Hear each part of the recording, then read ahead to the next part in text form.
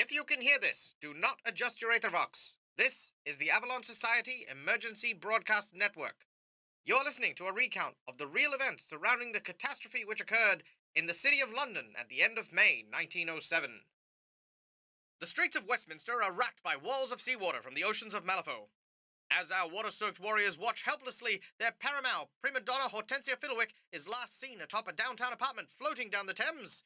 Our band is saved, however, by a group of scared survivors who have staved off death thanks to the timely intervention of a member of the King's Guard. Needing to evacuate their exposed position, however, they need to enlist the aid of a small child capable of conjuring a bridge built of bears. But as they begin their crossing of the raging waters to Westminster Abbey, our heroes are attacked by a flock of flying fiends known as the Arazi. But thanks to some sharp shooting and some swift saving by Professor Scarpati, they have made their way safely across the icy waters. Now that they have arrived at Westminster, will they find friends or foes within this holy house of horrors? Stay tuned and find out in today's episode of London Falls!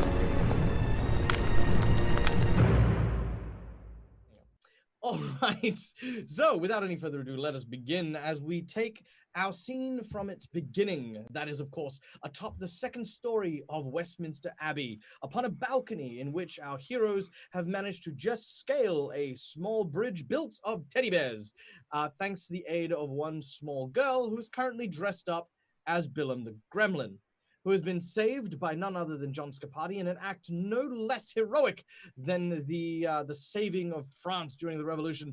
You watch as the heroic professor is pulled up onto the platform, child in hand, to the roaring cheers of the fellow survivors. The parents of the child embracing their young daughter, the clueless soldier who had been protecting everyone, not understanding why the two parents are hugging the gremlin. Meanwhile, the gremlin, of course, dressed as the small girl, trying to hide from sight for the most part. Now, the second story here leads into the abbey through several large stained glass windows. It is, from the outside, able to be cleaned and washed and worn, and it's more of a maintenance area. So once you go into the abbey itself, you don't go into the actual main auditorium floor, but a large catwalk that hangs over the main auditorium where there's the pews and the altars and the rooms there. As you approach the glass door and give it a bit of a jiggle, it appears to be securely locked from the inside. Well, Billum. Yeah? That's a locked door, and I think this is your turf. Would you mind assist me opening it, or would you please open it for us? I can get me nimby little fingers a whack.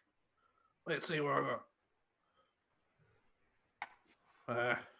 I'll try to get me hands on the lock, pull out any pieces of small wire, which unfortunately I'm wearing a young girl's dress, which means I don't have me wires.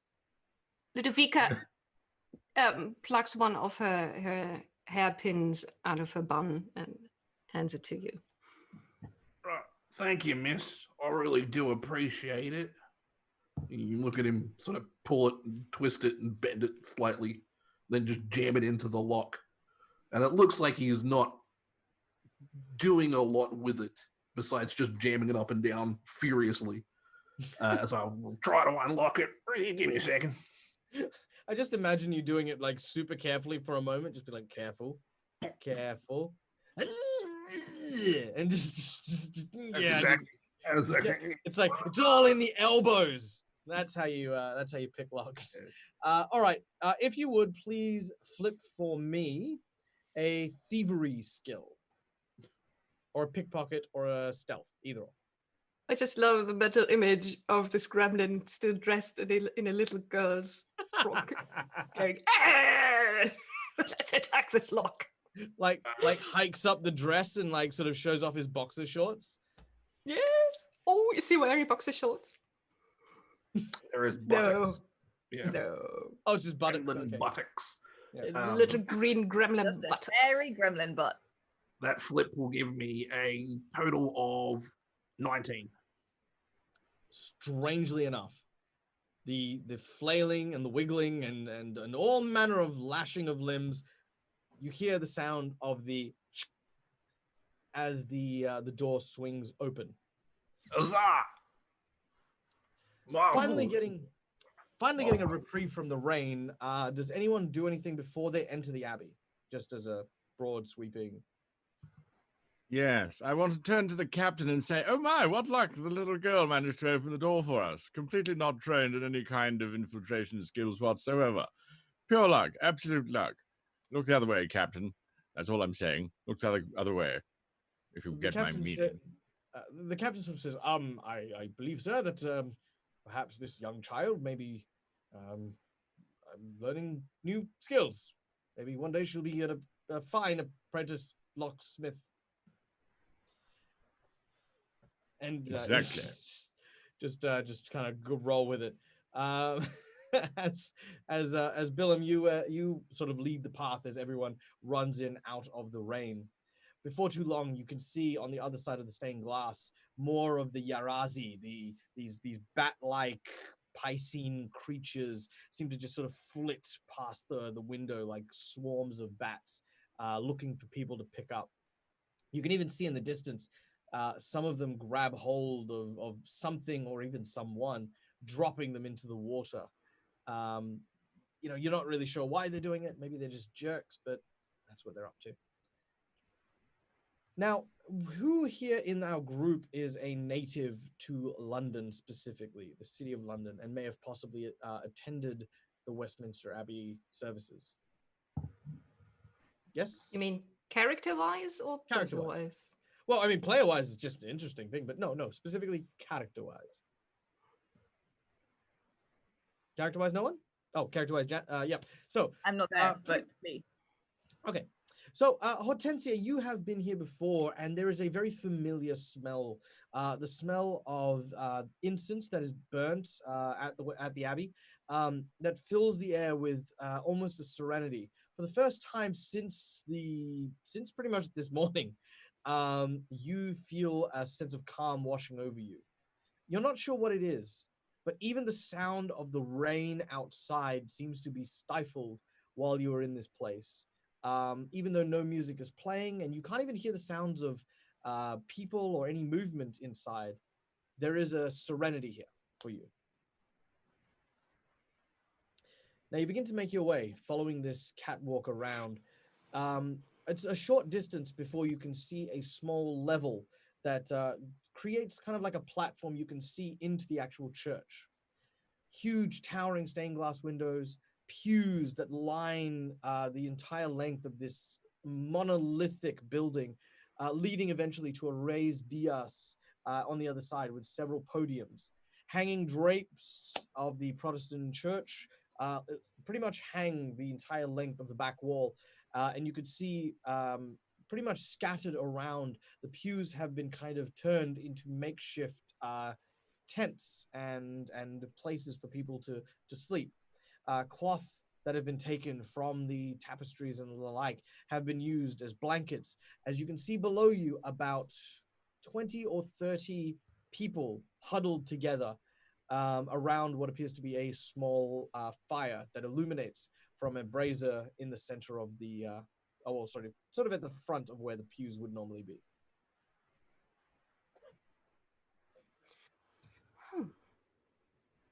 It seems like someone is actually taking the things the church likes to preach to heart. It's a nice change. Still, we have a lot of questions to answer. I thought that this whole thing would be over with Spring-Heeled Jack. But it doesn't seem like it's come to an end at all. If anything, it's got worse since his departure. Perhaps we need some moment to reconnoiter and see what's going on. Try and figure out what our next move is, surely, and perhaps Our then next also send move out should search parties. still be to find Hortensia. Yes, absolutely. I couldn't agree with you more. Although if she were to die in a tragic drowning accident during the siege of London, it would at least make first page. I mean, let's be honest. I And wouldn't want what that there. I'd rather use that would she that survive. be to her? I beg your pardon? Of what use would that be to her to be on the front page? Dead, and I think it's like dead. I would rather the front page said, "Heroine saves city, prima donna greatest victor since Boudica." But unfortunately, either way, I think she'd be happy if she got onto the front page anyway. I think she'll be happy if she survives. That's baby steps. Right. Like right. she looks down at the tiny girl as it's actually a gremlin next to her. I might have to rethink my metaphors. And do you want to keep the dress, Willem? It's kind of nice. It's got a nice flow. I'll like, lift it up and we'll flap it about. Well, we should maybe ask the girl if she wants to give it to you. The small child seems to be quite pleased in wearing pants and a small jacket and a top hat. She seems to be having a bit more fun now that she's kind of on the other side and out of the rain. The parents are super pleased at it, but they sort of like, come on now, you need to give the back. Oh, but I don't want to. Come on, you have to return everything you've taken. You can't borrow all this nice man's things. Oh, but he's wearing my dress. Maybe he want to trade. I do a little twirl. So I approach the girl. Do you want to swap back or do you want to stay like this? She looks at your twirl. She then looks at her outfit. She feels around and sort of feels it. She has this very sorrowful look. She then pulls out a bottle. She then pulls out a bottle of moonshine. What's this? And she goes to open it, and her parents are like, no! As they quickly grab your moonshine. You very quickly realize it's probably best if you swap back. There's a lot more hidden in your pockets than moonshine. As you find a private place to swap your clothes. Meanwhile, across from town, there is a thunderstorm rising just over the din and noise of the crashing waters that come from these spherical portals. Huge streams of water pouring down, and from the rooftops, witnessing all of this is none other than Hortensia, who is a short distance away from Westminster in the company of an ally. Beg your pardon. Oh, I thought you were going to get like a bucket of water and be like, oh. Oh. Very well. Terrible for my hair, Alex. It's just, do you know how long this takes me to do? I am not sure how long it takes for you to do your hair, but I think nonetheless we are getting closer to where we need to be, yeah? Well, the sooner the better as far as I'm concerned. This is terrible for my voice, All this shouting, all this dampness. Damp is only the least of your problems. If you are still on that building traveling down the Thames, you will be out in the middle of the sea by now. Yes, and they're not known for their buoyancy. Yes, let's go, my dear. Lovely yes, little green fellow. Of course. Please, if you were for holding this, the small gremlin hands you what looks to be a log. It's kind of like one of those. It's not very heavy. It's like one of those plastic ones you see, like, when you don't actually have a fire. Wait, hold on. Translating to Australians, do you guys have fake wood in for Christmas to like make Yule logs? Because you're not allowed to burn stuff during summer. No. Takes the plastic log that apparently only Australians deal with and throws it away and hands you a tube of something. It's a tube. It's a plastic tube. You just take the tube. What is this futuristic material I see before me? He hands you a top. No, he hands There you. we go. There you go. Yeah, that's it. It's a roll of top. As he then makes his way over to the edge of the building. There he begins to empty out his pockets slowly but surely, taking bits and pieces. He takes what looks to be like this really old-fashioned, like sort of broomstick and sticks it together with what looks to be a piece of like the chimney sweep brush, and he then puts together. He's just pulling out more and more stuff. He says, "Quick, now that one, now that one." Right. He then takes the top and he throws it over the top, and he says, "All right, milady, please hang on. This is going to be very slippery, but that's okay. You may hold LaRouche close while he takes you for a wild ride." My word. My word. So Caruso promised me once. I grip him with like a death grip. What am I stepping onto now? What is this thing that he's built? So it is a tube of some kind, like some sort of Right. cylindrical thing, which he then mounts almost like he's mounting a horse. Right. Then he plummets off the side of the building and you head vertically straight down.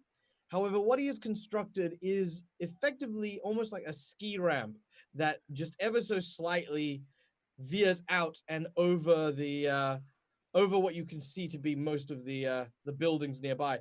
As you suddenly pick up speed as it sort of starts to fall, you're doing your best to kind of keep your hair from being wet and holding onto your scarf. As you suddenly hit the bottom and you suddenly curve and whoof, you're suddenly airborne. I would like you to make me an acrobatics check or an athletics check as you hold on to the tiny little gremlin. I will do that. We're going to lose her again. This is marvelous. I have never felt so alive. I just things and places. I'm so sorry. My character sheet just crashed. That's okay. Would you like me to flip for you? Do you know what?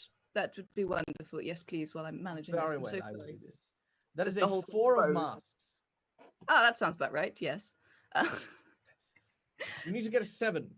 I don't think Is- I've had any card above a 4 today. So yeah, that seems appropriate. Is it possible Acrobatics. for Edward to object from a distance? He just senses, I sense money's in danger. I mean, my client's in danger. I object. No? No, you may not. Or can she grab the card up Billem's sleeve from... Does Again, LaRouche What with have my one list more of tickle card? arms? Well, given that it is fate, Billum, if you allow, yes, you can actually use the card up Billem's sleeve. Would you like to do that? You would discard a card and use his 6? 6. 6 should do it. I have I need a minimum 7, right? Mhm. Okay, I have 1 for acrobatics. I'm fine.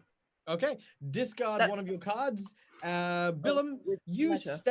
step on literally, and I want you to take some time to appreciate this, okay? As Billum is walking after he's changed into his clothes, he notices that there is a tiny hole in the bottom of his shoe the size of a penny. As you begin to walk on the platform, somehow in London in the early 1900s, some way, somehow, some method, you step on a bindi. This is an Australian joke, by the way. As you Okay, you have to explain. This Okay, time I'll of year. explain. I'll explain at this time. I'll explain. For Australians, right? You know how people talk about like when you're rolling dice from like Dungeons and Dragons, you step on a D4 or a Lego, Yeah. right? So what we have is basically like a cactus caltrop, and during summer they're everywhere. They attach to everything.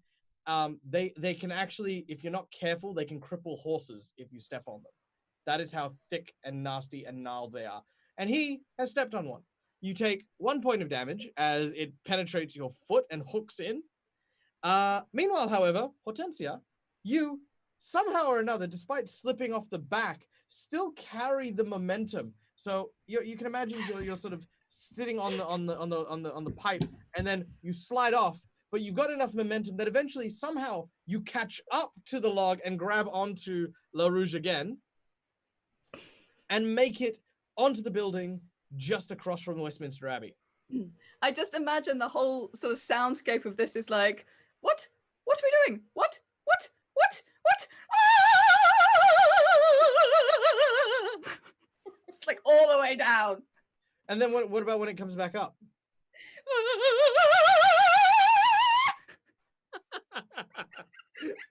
All right. So as this is That's how happening, you hire an officer, people. this is why. So while this is happening outside, the rest of you have begun to make your way down to the main floor as you have found this stairwell leading down that spirals around to the main area where you will find people. You are greeted by the sight of some confused individuals who start, sort of stand up with a start, Most. Hello, can you hear me? Oh, thank goodness. I apologize for this. We appear to have had a minor technical... Shoot it in the head! Whew. And now back to your regularly scheduled program. All right, so just to kind of briefly recap, the group has managed to find themselves in the presence of the local priest, who scarcely believes his eyes as mostly humans show up survivors from the rooftop of Westminster Abbey. He introduces himself as, my name is Father Tobias, and I must say that God be praised that there are more people who are alive.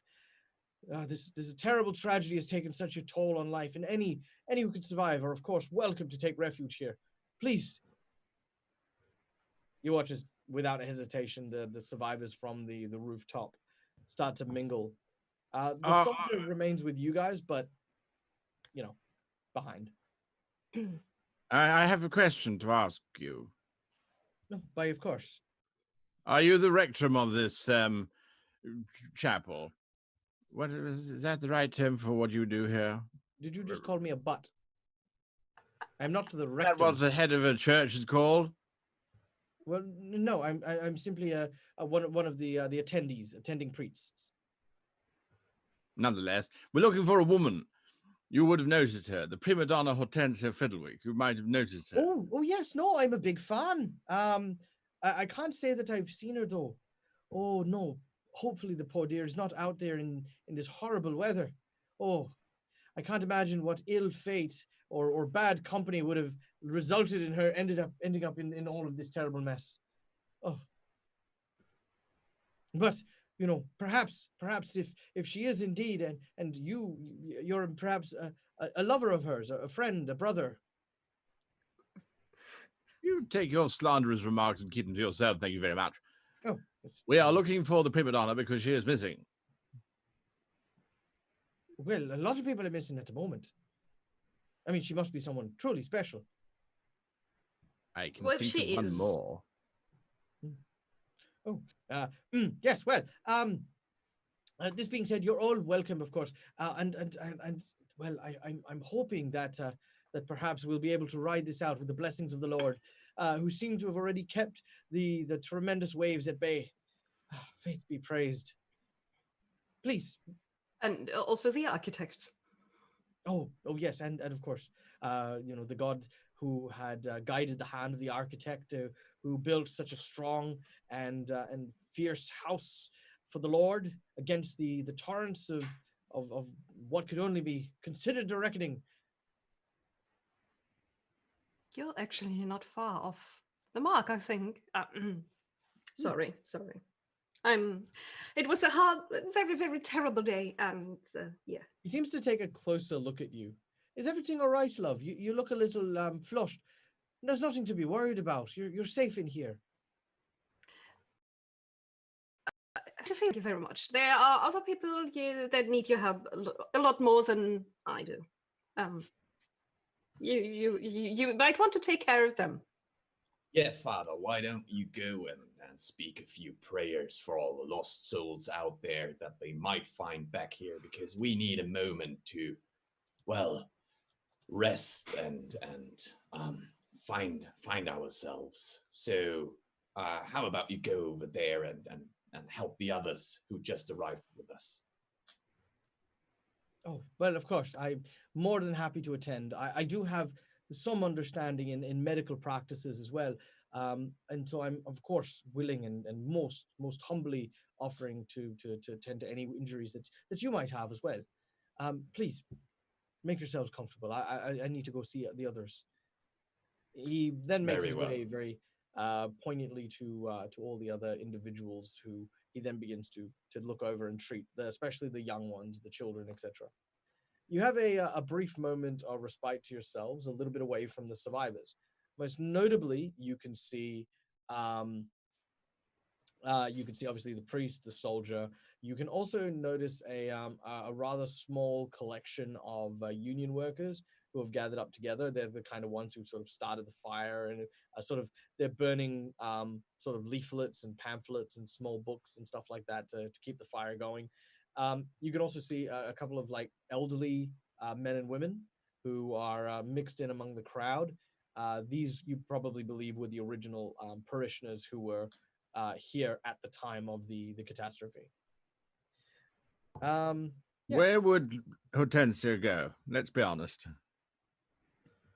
Back to the theater, to the opera house? Back to her home, I'd say.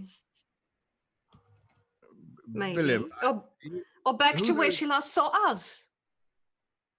you mean she'd try and make her way back to the tower? Back to Big Ben? Well, Even though it's collapsed? somewhere around. So probably here. Probably. I would assume that since she fell off the building and was hopefully found some place to hold on, she might be close to here. I think we should go up a better, lookout point from here and try to, survey the area to see if we can find any clues or where she could have landed or ended. So we can at least, I don't think that we can make any decisions while we're standing in this, place here. We need to go up and look for her. One final thought before we go up back into that horrendous atmosphere. Madame von Molenbeek, you don't have any of that sort of mystical power that the prima donna has. So I'm thinking of some sort of signal or flare that she might notice, a giant champagne flute in the sky, for example, or I'm not sure, something that would attract her to us. Flute of champagne, wedge of cake, something. No power. Like And why are you asking me? The professor I know can't do it, and I wouldn't have asked no reason. Ludovica looks around if someone might overhear her talking, and then she puts her finger on the nose or chin, whatever is available, and does a little boop. I do have special powers, but they mostly are about eating your soul, so let's maybe not do that.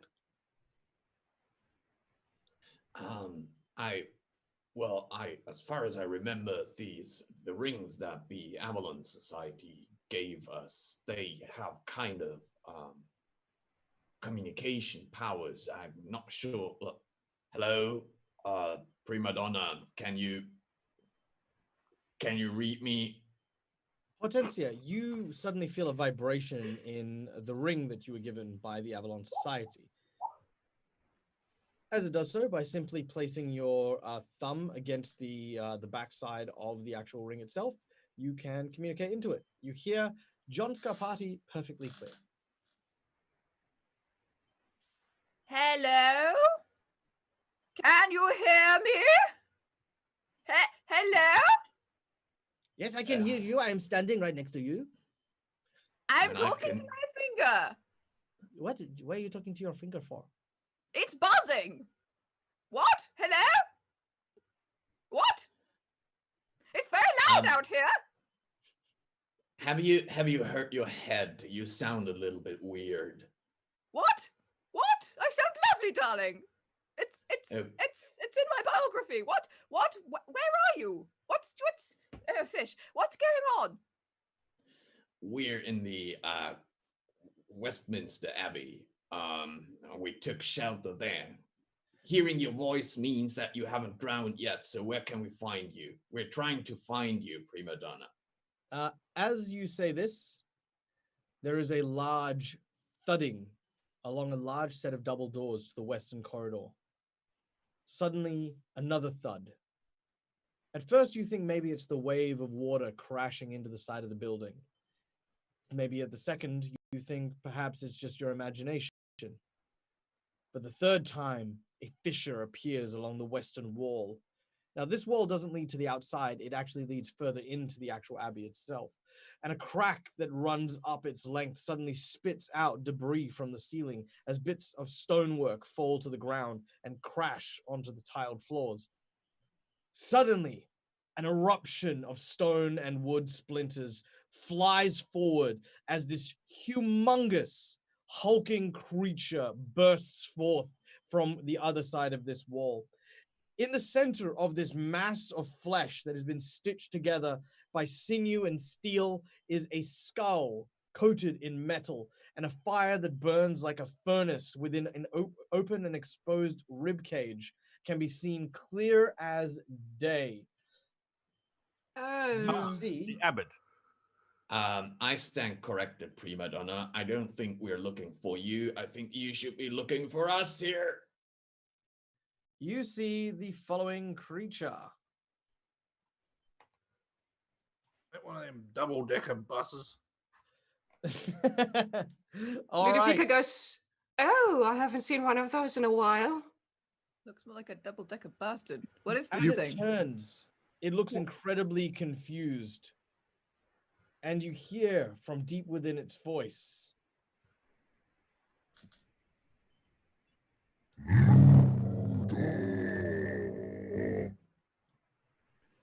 And we are going into initiative. If everyone could flip initiative, I would like to make a very quick announcement. That is, of course, a very special and awesome thank you to our audience for helping us hit our first $100 goal, and of course, triggering our boss monster event. For those of you who didn't know, we have a variety of very interesting incentives for you guys to donate to the stream, apart from of course, being able to, of course, support the actors and the performers. It also affords you the ability every $100 to create a boss monster encounter. This boss monster encounter is something that is quite big, quite large, quite devastating, and will, definitely challenge our party. And they appear no matter when, no matter where we hit that $100 mark. So, in apparently what was once my safe haven, the audience have decided to drop a giant desolation engine, as they are called, which one member of the group would know because you have been familiar with one of these things before. Oh, yeah, Um, yeah.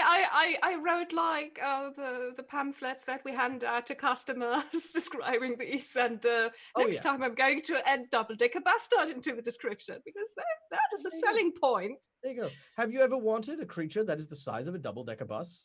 Then come on down to Ludovica's half-price zombies. I don't know, something like that. But yes, Sure. all right. So let's hear our initiatives, shall we? What do we got? 7. What, 7? All right. So Billum and Ludovica, we have at 7. Fantastic. All right. Scarpati is 6. 6. Yep. Edward. Oh, 3. 3, eh? I've never used this much of my that side of my board before. Hortense got a 2. Got a 2. Ooh. Okay. I'm going to move everyone forward a little bit because they've gone off my board because you're not supposed to get that low. Well, okay. So without We are the limbo team of initiatives, I think. Yes, you've literally scored so low on your initiative, you've gone off my initiative board. because I did not expect people to get that low. All right. Now, this creature, as I mentioned, is the Desolation Engine, will, of course, get to go first. All right. Now, this creature, again, takes a moment to look around. Its huge, heavy form just kind of, it almost looks like it's looking with its whole body rather than the skull that's in the center of its chest.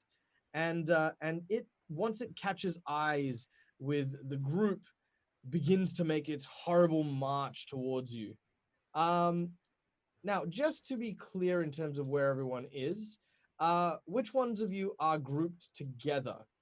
So who's grouped together? Since I just booped Edward Sebastian Hargrave Montague, I'm probably close to him. Okay.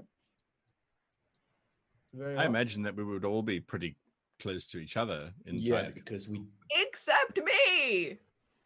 Or I'd probably be hanging, like jumping over the edges of a balcony, either dangling off one edge or on the other edge. You know, Very well. Okay. All right, so it is going to make its way towards the group with Ludovica in it. And as it sort of lumbers forward, this creature is, it looks like it's on a mission. So that's what it does with its move action. As it gets closer, it raises one of its meaty fists and rams it into its own chest. As it does so, it pulls out. Now I'm going to challenge Editor with this. It pulls out a body, a full-fledged corpse, and flings it in the direction of the group. It is going to strike one of you at random. It is going to strike. It is going to strike Billum. Or at least it's going to attempt to. So I need a defensive flip from you, Billum, as it hurls a zombie in your direction. that'll be a 15. 15 is enough. You manage to tumble out of the way and avoid getting crushed by this zombie that is now adjacent to you. It is prone and suffers 2 points of damage. So this zombie is pretty injured. It's mostly like broken bones and flesh just trying to exist. It stands, or at least it tries to sort of lumber to stand, but seems to be struggling quite a lot, actually. All right, that's its turn. Move and throw zombie. Ludovica and Billum, you guys are up next. You may determine who wishes to go first. Okay, if I go second, because Ludovica is going to think hard about what she knows about this thing and where the off switch might be. Not a problem. Do I stab it, kill it, cut it? What do I do? Stab it, kill it. You cut you it. can't kill it. It's already dead. Well, how do I stop? What do I do? Dismember. Dismember. I got something for that. Pull out my fighting claw. In classic Billum fashion, I'm going to dive off of the balcony and try and stab into it and then ride it around as I try and cut pieces out of it. All right, you dive down onto this creature. Now, because it's currently prone, you get an advantageous flip as you attack it viciously with your claws. This creature it doesn't even know what's happening. Right now, like a few moments ago, it was in the middle of another creature. As it's sort of trying to get its bearings, it's like...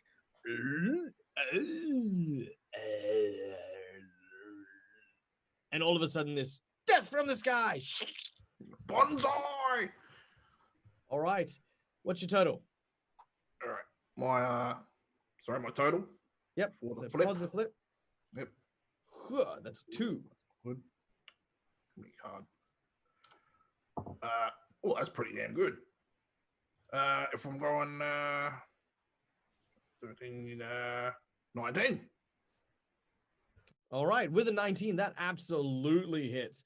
In fact, you get a positive flip on your attack against this creature as its defense is hot garbage.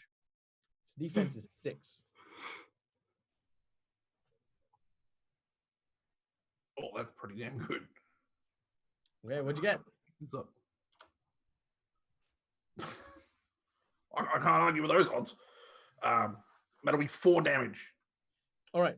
As you dive down onto its back, you basically stab it in the base of its neck, and its head rolls off. The head sort of clatters a bit.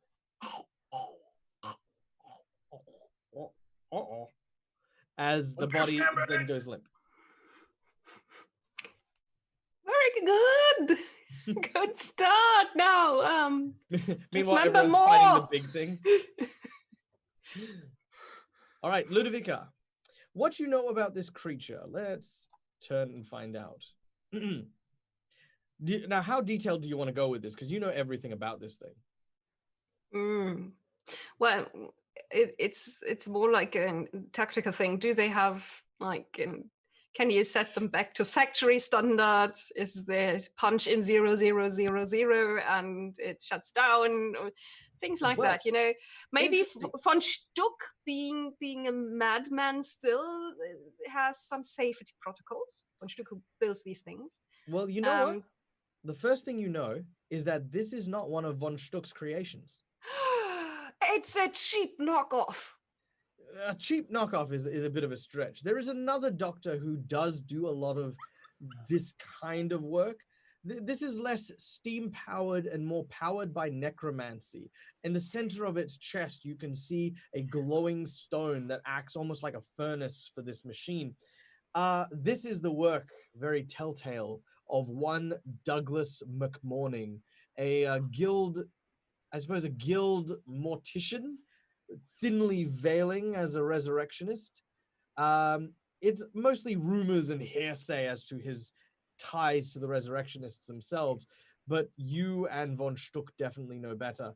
He has been a rival for many years and has tried to, on multiple occasions, assault, attack, and destroy elements of your university. Specifically, this creature is one of his pieces. It's basically a giant zombie stuffed with little zombies. It is a walking morgue, as it were. What you know about it is the following. It is terrifying, which means, of course, living creatures are very hesitant to attack it.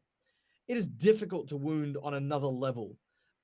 Its anatomy so discombobulated, trying to find critical spaces is difficult. If you injure it and sever any of its limbs, 2 zombies appear where each limb would otherwise be dropped. Apart from that, this thing is really just a giant ball of meat designed for doing nothing more than wreaking destruction wherever it goes. What happens if you shoot a soul stone? I guess it's a soul stone that's powering the thing.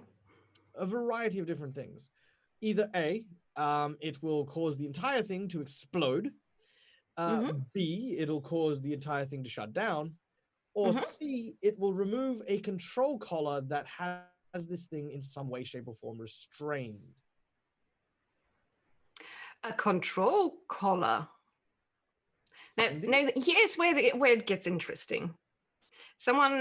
If there's a control collar, there has to be some way to control it. So probably what Ludovica is going to do is try to get closer while drawing her pistol and getting a look at the control collar and whether there's some kind of device stuff thingy. And if she could climb up the thing, or if she should maybe try and tell Billum where to put his grubby little fingers and swish this thing off. All right, make an engineering check or a necromancy check, depending on how you approach it. Which attributes do these go to? Because I don't have the skills. Excellent question. So engineering is intelligence, and necromancy uses either tenacity or say something nice. Here we go. Or charm. Oh, I said nice. Charm is my worst stat. Okay, what have we got? I got a 7. 7 if we go with engineering. That's an 8. Okay, with an 8. That is, you believe that any kind of control mechanism will be inside. In order to get access to it, you'll need to disarm or remove the skull that is currently housed in the center of this mass. Keeping in mind, the removal of the skull will not kill this creature, but allow you simply access to the interior mechanism. But that But is I'm your- going to scream at Billum, Billum, do the chest burster thing again. Roger. You need to get inside. What? Well, that would be the first time for a gremlin to clamber inside a monster and then. It's very true. It's sadly not the first time he has done that. Yeah. All right. John, it is your turn. So Billum is still on top of the monster. Billem's on top of one of the small corpses that it threw. Oh, I thought. Oops, sorry. I thought he was on top of the monster and severing the head off from the monster. No. The big monster is not underneath the balcony. Just the little thing it flinged. Oh, or okay. flung. Well, in that case, so we're all at the floor. We're all down at the floor while the monster is coming towards us. Good morning, ladies and gentlemen. I would like to just take a very sweet and wonderful moment to thank all of our raiders from Robert Hartley GM's channel. Hello, everyone. Also, I heard that Robert made a fantastic progress towards his donation today, so thank you to everyone who helped out my really good friend. It is wonderful and awesome to see all of you here and to, of course, sharing your love. If you don't know who I am, my name is Michael. I'm the Dead Aussie Gamer, and we are in the middle of our Thursday rerun, where we are playing through our old game of Through the Breach, London Falls. In this story, we have a group of adventurers who have basically arrived in London at the time of the Great Flooding, an event that happens in the Malifaux world where London has portals open up all over it, and the city is just flooded and destroyed. It is basically just torn into tiny pieces. Our heroes are Edward Hargrave Montague, played by Guy Sklanders from How to Be a Great GM. He plays a lawyer with the forgotten trait, so he is actually, very hilariously, constantly forgotten. We have Hortensia Fiddlewick, who is the prima donna of the local opera house, played by Janet from World Anvil, a wonderful and talented performer. She has recently reunited with the group after having been separated by the flooding. We have Professor Scarpati, who's kind of like this Indiana Jones type character, being played by Till from Dungeon Fog. Professor Scarpati's kind of retired from adventuring, but doesn't want to be retired, but you know, he is, and he has brought along with him Billum, his gremlin ward, someone who is kind of looking after him over the last few years, but Billum's kind of playing the long con, as it were. He's trying to inherit all of Professor Scarpati's fabulous wealth. That is being played by none other than Vegemite Dangerous. And lastly, we have Ludovica, an undead receptionist to the evil von Stuck, a necromancer who builds and constructs massive undead creatures. Ludovica herself, being undead, is a ghost eater, and she eats souls as the like. But unlike in D&D and stuff, undead here are just regular people, just with slightly less lives, I guess. So she's fine, and that is played by the very talented Mairi Stritter from Orc and Spalter TV. Also, I do see that hype train. I do see Calindria doing that out. Guys, thank you so much for all of your support. I'm trying to recap so we can get started. This is supposed to be a rerun. I'm not even supposed to be here. Anyway, I am actually here. I'm chatting with you guys. Currently, here's the situation. The group has made it to Westminster Abbey, and after finding a small reprieve with the survivors here, along with the priest, they found out that the nunnery had been closed off.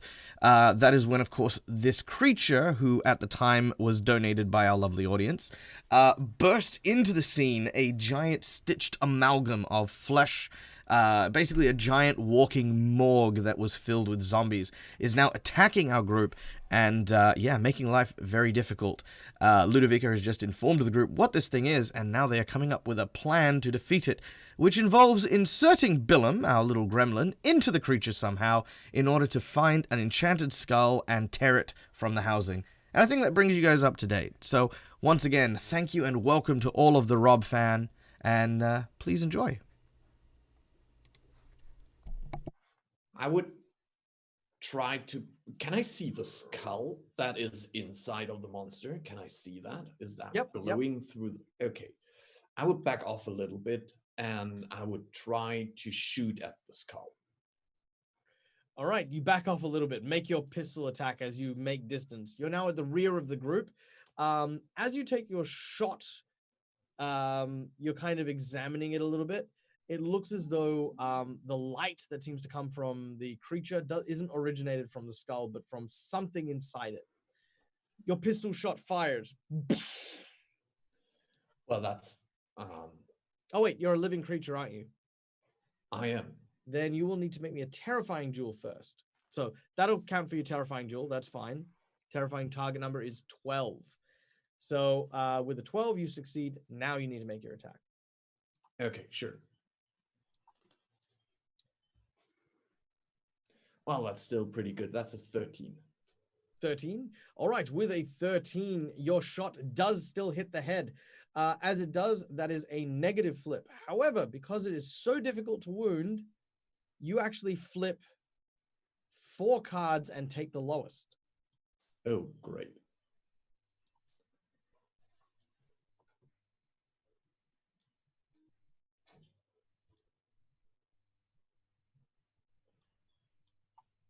Thank you. Cards everywhere. Yeah, there's just cards everywhere on the tabletop. All right, so we've got a 6, a 7, an 8, and a 10. 6. So that is moderate damage. Impressive. Very impressive given the creature. 3? All right, that is 3 points of damage to the large beastie as you fire upon its skull. There's a crack that appears, and you watch as the bit of the skull that falls out, you watch as this kind of red oozing smoke kind of starts pouring out of the injury. So in terms of game mechanics, I would like to, I could either shoot a second time or I would like to shout out to Billum and back off a little bit. So I would like to use my action to go back a little bit and closer to Billum and call out to him and say, Billum, toss me one of your moonshine flasks, please. Very well, you do so. All right, next up is Edward. You are muted. Someone is Edward has absolutely no idea what the hell this thing is. It's absolutely terrifying. And your version of Westminster Abbey, are there any giant chandeliers hanging from the ceilings or anything suspended from the rooftop? Oh, let me check. Janet. Sure. Yeah. Yes. Yes, there are. A giant chandelier. Excellent. He's going to wait until his creature is underneath one of those, and then he's going to try and shoot the single chain that holds this thing up, because that's what he's going to do, because he doesn't think shooting this thing is going to do any damage to it whatsoever. All right. Looking at this creature, Edward sort of thinks for a moment before sort of aiming at the chandelier. It's very difficult to take the shot, but I will say that you have a ready action prepared. It will be at a negative flip, for the chain is obviously on the other side of the chandelier, so you will have to shoot through the chandelier and hit the glass. So that is a 2 on your negative. I'm going to cheat fate. You won't be able to cheat fate while you have a negative flip, but you can object, but you'll still be at that negative flip.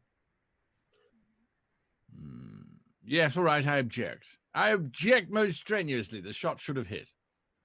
Okay. You tell the chandelier that it needs to try harder. It's letting your team down. That's an 8. and 3.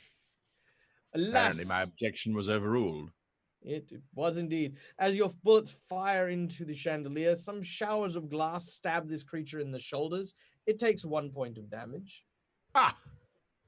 as the glass sort of rains down on it. Chat says Great GM has advantage. You do have an advantage, actually. So if you want to, you can take back that 3 and use the 8. No, I'll use it next round. Okay, very well. All right. So we then go to Hortensia. Hortensia, please make me Yes. an athletics or an acrobatics check. Your target number is 7. I feel like I don't need to explain what's happening to you. Shouldn't have eaten all of those pieces of cake. You did have a hearty breakfast this morning. And then you had tea and biscuits with the reporter. You've had nothing but Yes. snacks ever since this Maybe game that started. was champagne and biscuits. Yes, That was. I did. All right, Well- that is a... Yep. That's a 6. It's a Okay. 6 on acrobatics. With a 6, that is enough, as this is not as distanced as the previous one that you had made, and you smash through the window, riding atop what appears to be, if you guys have ever seen them, the very old carousel horses, with what looks to be La Rouge wrapped around the neck of this carousel horse, and Hortensia holding on to the pole that's stuck in its back as she flies in. And as she does so, you can see the wafting of her scarf. That was supercalifragilistic expialidocious. I have been on a bit of a Mary Poppins bender. Yes, you enter in a quite dramatic fashion, and as you land, you hear this as it lands, and LaRouche is like, "Ah, we are dead, we are dead, we are dead. I have died. I finally died. This is it. This is it. I died, and I'm attached to a wooden horse." No, darling, you're fine. You're fine. I pat him on the head rather rigorously. It's fine, darlings. I'm finally. What is that? Cheap knockoff! I am going to take someone to court for this. Hortensia, you are In that now. case, Can't miss a moment, can you, Edward? Very well. Hortensia, it is your turn. You do have your 2 actions. I'm not Okay, going to cool. count you flying in as an action. This is more LaRouche's turn. Okay. Okay, I love that. All right, what's my position? I guess I'm in the middle of the floor. How far Oh, yeah. away is this thing from me? This thing is currently 8 yards away from you. It is That currently is too standing close. beneath. I said that is too close. I am going to back away behind a pillar as my first action. Yep. You do so. Yep. Looking at this thing, I do not believe it is intelligent enough to deceive, because it doesn't look like it really has a brain that's doing very much work. So I am going to use my quick draw to pull my pistol and attempt to shoot it, because that's really the only thing I can think of doing that doesn't involve illusion. And as aforementioned, it doesn't look smart enough to trick. All right. You reach and you pull your tiny little corset pistol, and you. From my nipples. Yes. She's alive. I'm alive, Oh, darling. yes. So, because you're alive, you're also terrified of this creature. You need to make I a am. willpower save of 12. Well, I failed. Very well. You're too afraid to shoot it. It is My gun terrifying. just wavers, like sweat prevents me from pulling the trigger. You watch as basically these faces of other humans start to roll over its shoulders, where muscle would normally sort of turn to sinew and flesh. You could see heads basically peeking out of the shoulders and then disappearing beneath its form. It looks rather like the prima donna of the Hungarian National Opera. It's hideous. I feel like there's an in-joke there that I'm not getting. I'll leave that one. I think she just called someone very, very ugly. Oh. Oh, I was that's just savage. being a prima donna. It's what I do. All right. So. Oh, no, don't be that guy, Michael. I was going to be like, hearing those cutting jibes, it turns towards the prima donna. It is the prima donna of the Hungarian National Opera. Or says, No. I am not the prima donna of the Hungarian National Opera. I don't miss my B flat. All right. The creature moves towards Ludovica, and as it does so, it is going to attempt to reach out and grab her. A athletics check as it's trying to grab hold of you. You need to beat a 13. I am so not going to beat a 13 no matter what I do. I am grabbed. Yep. Can I It object grabs to you. that? You can object to it. You must discard a card, and then you may object, and then she may flip again. Oh, right, yes. And you can't beat that unless you get a joker. Never mind. Right now, I can't beat this. None of the cards on my hand can get me up to a 13. Not But a on draw athletics. Oh, yes, you can draw A to a draw 13. might, yes. Very well. I object on the grounds that no one should grab a lady in such an improper manner. All right, here we That's go. not in a house of And I get a 2, which is double what I had before, which was a 1. So still nothing. But thank you for trying. Ouch. All right. This As is this gonna big, hurt. meaty hand grabs hold of the creature, it basically once again, and in a more clear and less choppy way, says, Ludo.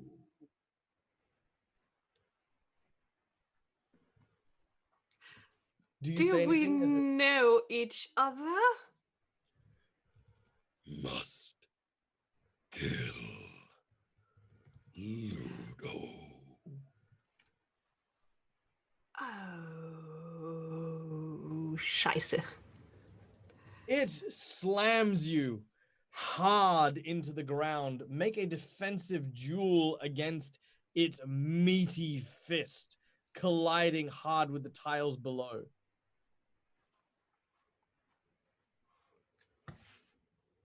All right. Oh, that is not a card you want to draw. That's a 3 of rams. You need, in order to not get hit, a 15. No way. No way. You That's- can, however, lower the because currently it's at a positive flip for damage. If you cheat with a 5 or higher, you will be able to reduce it so it's a straight flip rather than a positive flip. With a 5 or higher? Yes, with a 5 or higher. 6. Done. All right. With a 6, it is going to make a straight flip. Oh yeah, I get to flip something. Oh my god, I get to flip something. I can get to flip something. I know. I feel excited. I'm like, I never get to flip anything. All right. So that is an 8. That is, well, what did you cheat with? That was a 6 of tomes. All right. Tomes. Tomes doesn't do anything. All right. So that is 5 points of damage as it crashes you into the ground. The tiles crack in a almost perfect circle shockwave from where Ludovica is basically just fly swatted down. How many again? 5. Then I'm at -1. Because you're wearing armor? No. I have 4 wounds and no armor. So... Oh, you're at -1. Oh, Yes. oh my. Okay. So let's do this. So, is this the 1st time you guys have gone down? Is that? I don't know if it is. Yeah, I think so. I think so, yeah. Wow. I've been easy on you guys. All right. We've made the first time a really, really hard one. All right. Yeah, no, I mean, hey, thanks. Ludovica Pancake. The audience have come out in droves. Now, as you are struck, I need you to make me a toughness challenge. You need to hit a toughness of 10 in order to remain conscious. Toughness goes onto which one? Toughness uses resilience. Resilience, okay. Correct. And I've got a 10. Okay, perfect. You remain conscious as you hit -1 hit points. Now, continuing onwards, you then suffer a critical effect. Now, this critical effect is effectively kind of like an ongoing penalty based on how much damage you took. Because you had a moderate critical effect, I want you to flip the top card for a moderate critical hit. Is a 7. 7 of tomes. Your limb goes numb. You gain the useless limb characteristic on your head, which actually means that you are dazed for 1 round. Oh no, yeah, dazed. No, dazed until the end of combat. I can believe that. That's not so bad. This sounds rather harmless, actually, for being All right. smashed into the ground. The dazed condition means that if you try to do anything that requires a target number, that target number is increased by 2. That's basically it. So, for example, like, I mean, you're not living, but like the whole terrifying thing has a target number 12. It would be target number 14 for you. Anything involving a target number in your character, it's too more difficult. All right, that is it. You are struck as your head basically crushed into the ground. That's it. Ludovica and Billum, it is your turn. So, Billum. Seeing the lady being smashed into the ground, I go, "You leave her alone!" I'm gonna charge as fast as I can at this thing's arm, run up its arm, and try and kind of swan dive to nosedive into the creature. All right. Well, this creature, large though it may be, seems to have certain anatomical features that are similar to a creature of a human variety. You can see cleft between 2 large rosy cheeks, an opening for you to be able to dive through. Make an athletics check as you attempt to enter the creature. Hold your breath. Oh. God. I will cheat. Yeah, all right, go on. I will cheat, damn it. That's actually all right. 12 in total. It's a 12. All right. Using your time spent in on the streets, squeezing into tiny nooks and crannies has come full circle. As you rush forward at full speed, there is no hesitation. In fact, for those of you, again, going back to Australians, for those of you who have ever watched Gallipoli, the movie, the soundtrack begins to play as he starts to run in slow motion, right? The scene goes black and white as everyone watches. You watch as some people are shaking their heads like, no. He then dives, spiked fist first, into the creature. He disappears from sight. On the inside, however, is an entirely different story. You find yourself in a narrow, flesh-ridden tunnel, hands touching your face. Every now and then you catch the glimpse of these glowing, zombified eyes, the groan and moan, the snapping of teeth just past your ear as you try to scramble your way forward. While you are trying to pull yourself in, something is grabbing, trying to drag you down, almost as if you are being digested by being pulled apart by many limbs. Yeah, that's what you do. Okay, next up, Ludovica. Ludovica first goes,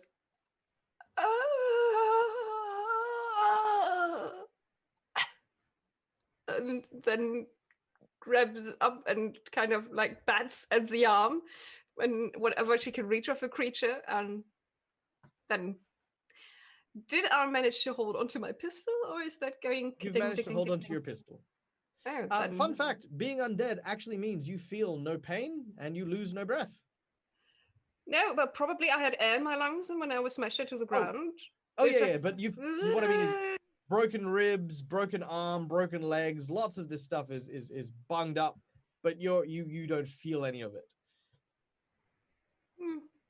Apart from a certain squishiness where it shouldn't be.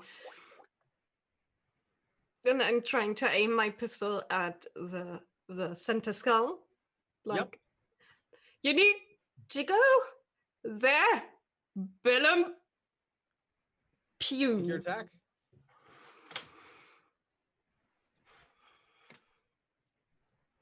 flip. That's a 7. That would be an 11. I'm going to cheat it up to 12. Before you cheat it up to 12, I will tell you that 11 will hit.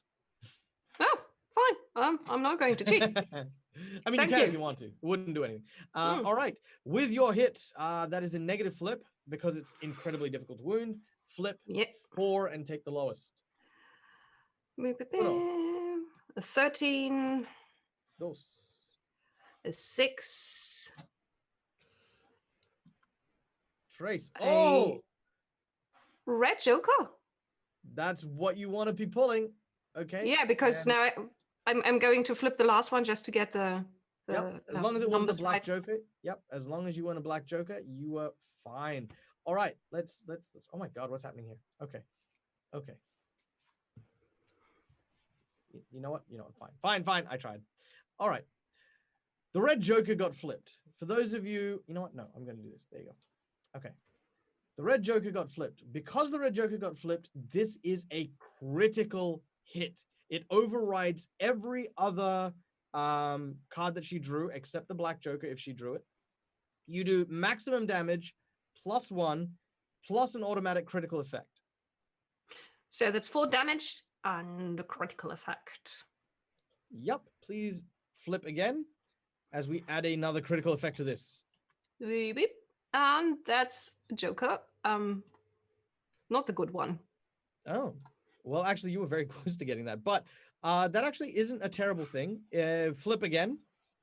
Oh, wait, hang on 1 sec. Yeah, flip again. So instead of it being a severe injury, it's now a moderate injury. A 9. 9. All right, nothing seems to happen to it. Basically, it feels tremendous pain and potentially loses consciousness. However, it has no nerve endings. So the attack you made sends a shudder through its body. Billum, you now see when the shot rings off an exposed wire that seems to have a soul stone at its heart. You can see that there are 2 soul stones here. One is plugged in, one is not. And the other says, in case of emergencies, reroute existing conduit to secondary soulstone. It could mean anything. You have no idea. Scarpati, it is your turn. Well, I will just shoot as much as I can at that thing, because now as Billum dived inside, I think he forgot to pass me the moonshine. So I will just fire away. I have failed you. Actually, before that, LaRouge goes, "You need moonshine? Here, please, take." Thank you. You all right, Okay, Jem? in that case, I would like to toss the bottle of moonshine towards the thing, and when it hits it, I would like to shoot it. So then it explodes and puts flame on the thing. And rains down flaming alcohol on Ludovica. No, I think, well, oh yeah. Well, so, you know, Oh look, it's not gonna get worse. Fire again. It's a big thing. I'm trying to put it on the opposite side. I'm trying to fire up the opposite end of it. All right. We'll see how you hit. Let's go for a ranged. Oh well, actually, firstly, we'll need a willpower duel for you. You need to get a 12 in order to hit it. Let's see. Perfect. Well, there you go. You throw the bottle and it collides. It shatters over the body of the creature. Your second shot, you are aiming at the bottle and the alcohol, so you don't need to make the willpower duel. Make a pistol shot as you.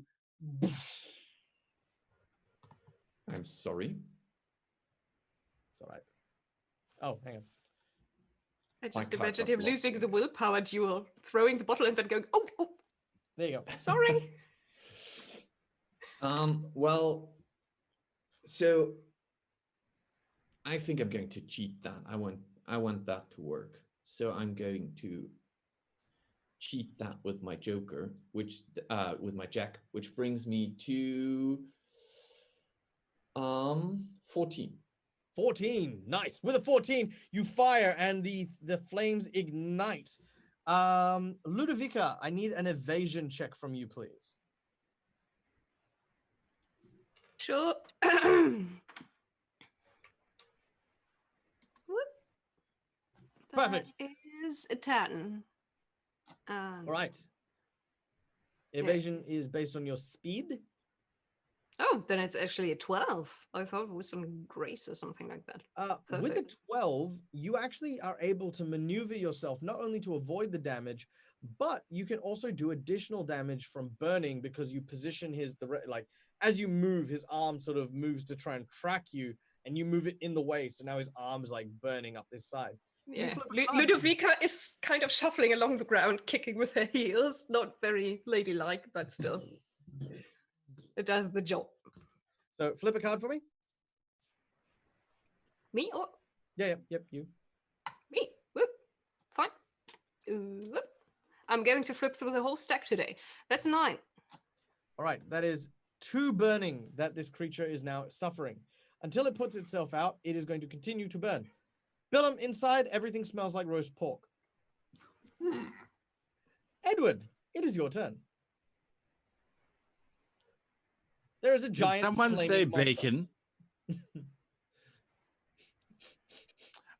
Edward is going to continue to fire at that chandelier or the next one over, I assume, if it's moving forward, because he thinks that's the only way to kill it. He has no idea what to do with this thing. Yeah, shooting it doesn't seem to make much, especially since now he has seen Billum enter the beast. Yes. So You can say penetrate, that's fine. I purposefully didn't want to say that. I know. You were the one who would ask people on Twitter to insert an object into their stories. Focus on the game. Focus on the game. I'm going to use my advantage. I'm going to use my advantage here. Very well, Eddie. Chew up the imp from Edward as we take a shot at the chandelier. You have a positive flip now because it has moved. It has actually given you a better angle. So your positive flip is actually going to be a positive flip. So flip 2 cards and take the higher. Bang. Bang. No. Damn it.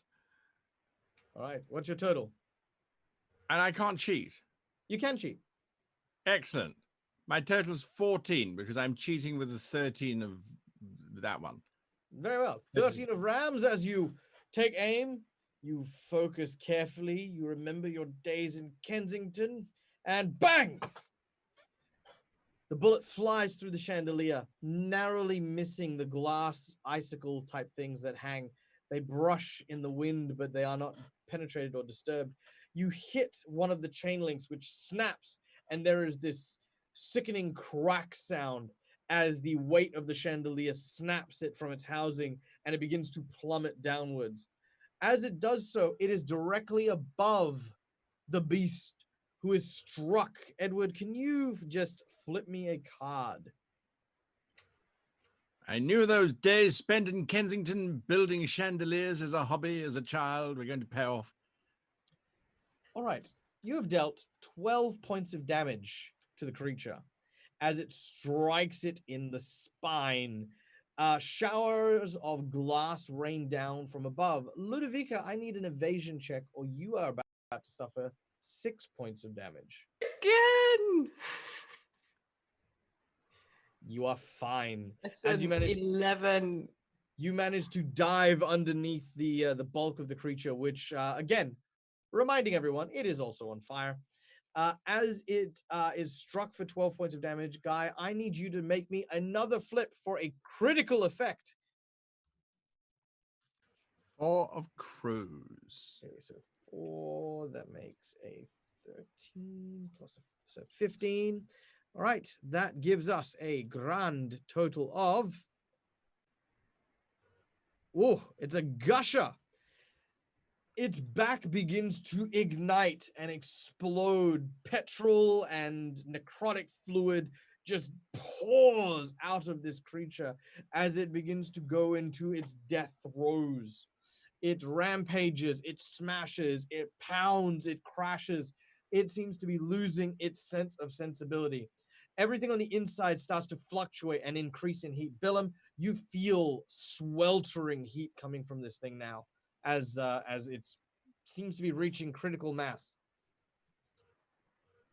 Oops. Hortensia, Yes, it is your turn. it is my turn. Am I still terrified of this oozing, separating, burning thing? Right.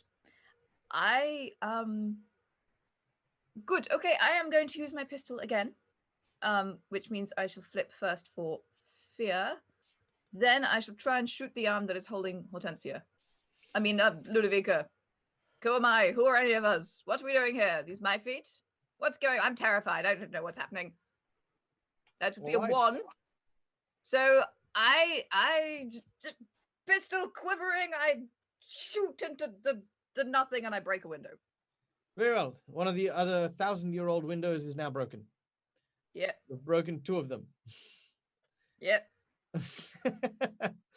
Okay.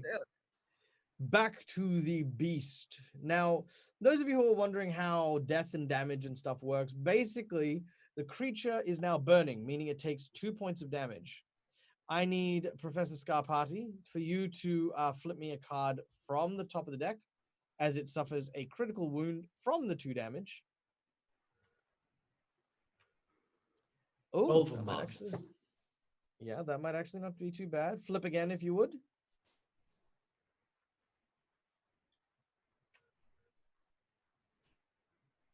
Oh, this might be it. Flip one last time. Oh, sure. Oh, that's the last card of the deck. There you go. An 8. Could be worse. All right. The creature reaches critical mass as it begins to swelter and burn. It is about to explode. Billum, I'm going to give you a reaction. What do you want to do in your final moments? Oh, it's getting hot in here. First thing I'm going to do is wipe the sweat off my brow and take off all my clothes. Then I'm going to grab the loose wire and connect it to the other stone and then curl up in a ball. As it does so, you watch as the lights sort of flash red, blue, red, blue, red, blue, red, blue, red, blue, red, blue, red, blue. And as it sort of stretches tumbling, you watch as corpses fall from the body here. They just pour out onto the ground. The bodies reach out and choke as they just perish and extinguish. The beast then has a blue light glowing through its body. And it stops and turns to Ludovica and says, What is your bidding? as we'd like to thank one of our donators from the audience for purchasing the plot twist card Switching Sides. Ooh. So, the creature, injured and broken though it may be, has now officially and unequivocally become yours to control. Its name, by the way, if you wish to know, is Goliath. It is marked on the inside next to the housing unit that Billum is currently in. Also, to reiterate a point, Billum is naked and huddled in the fetal position inside the creature. Haven't seen that before. It's like the combination is just too much. Ludovica presses her elbows into her sides to get air back into her lungs to get her voice box working. Clean up, then deactivate.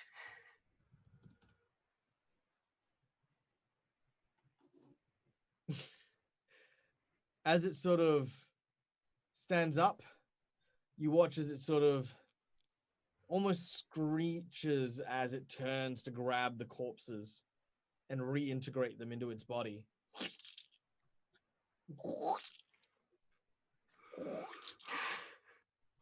And as it puts the final corpse inside, you hear this almost like a pimple popping in its neck. You see this tiny naked gremlin rolling on the floor. Ah! Ah! Oh, it's a boy. Oh, that is terrifying. Ooh. Ah! This one is not ready yet to throw it back. Hey, You calling already? As the creature then goes Will comply. and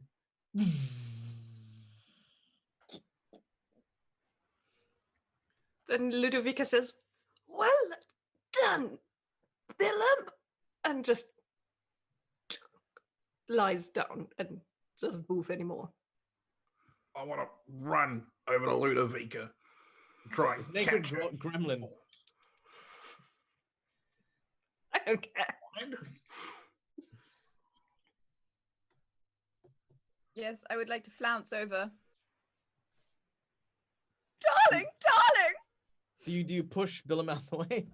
Yes, Huh. I'm a large lady. Billum, you cartwheel into the bosom of a rather hefty-looking survivor woman. She sort of screams for a moment and then sort of throws you off. I would like to attempt to heal Ludovica. Very well. You will require stitching. But before that, before we get into this, because everyone gets something nice, because we have ended combat, number one, everyone gets to discard as many cards as they want from their hand and redraw back up to 3. Oh, thank Oh, God. Number yeah. 2, because we These need to go. Number 2, because we reached the end of the deck, everyone also gets to draw an additional card. So everyone should have 4 cards in their hand. Last but certainly not least, because you have managed to slay or defeat the monster boss, courtesy of our wonderful audience, everyone is now entitled to a fate point, or the fate imp. So Eddie, if we could give everyone a fate point to use as an advantage at any point in time, or you can use it to petition the fate master for something if you would like to as well. So there you go. Congratulations, you have defeated the first of the monster bosses. But I want to tell our audience that while we are very grateful for every donation and we are grateful for the boss monsters, there are still three boss monsters to go from our big list of boss monsters. Today? No, just in general for the series, for the whole series. We queued up 4 of them because we didn't think we'd get to 4. But yeah, you get to see what they are. They're pretty fun. Okie dokie. So, the creature is deactivated. Hortensia, if you can make a stitching challenge as you try to repair your friend. What skill would that be exactly? What in blue blazes, Michael, is stitching? I just wanted to heal my friend, not knit her I a can raincoat. prestidigitate her. Yeah, well, that'll clean her up a bit. I mean, that's a form of clean her up. All right. So stitching is a. Here we go. Stitching. Tenacity. The embroidery aria. Really? Then I Tis wrote it down wrong because I've got it on Tenacity? cunning. Tis a tenacity skill. Tenacity. I guess that's because you keep stabbing yourself. Ow. Yeah, Ow. exactly. Well, I shall do some windows flipping. There's all sorts of things happening on this computer screen. All right. I don't believe that is actually what I no. There we go. Is that enough? 9. Okay, very well. Could you flip another card from the deck, please? I can. Ludovica, you heal 3 wounds from the treatment of Hortensia. In the meantime, Billum, you've been cast away. Professor Scarpati. I would like to go over to Billum and hand him my coat for now, so that he can dress up. And I'm patting him on the back, and I say, "Glad you made it out there. For a minute, I thought I lost you." I don't know what I would do without you. Honestly, you've taught me everything I know.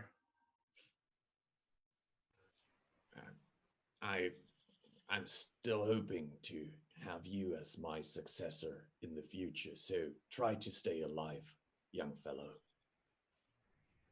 Righto.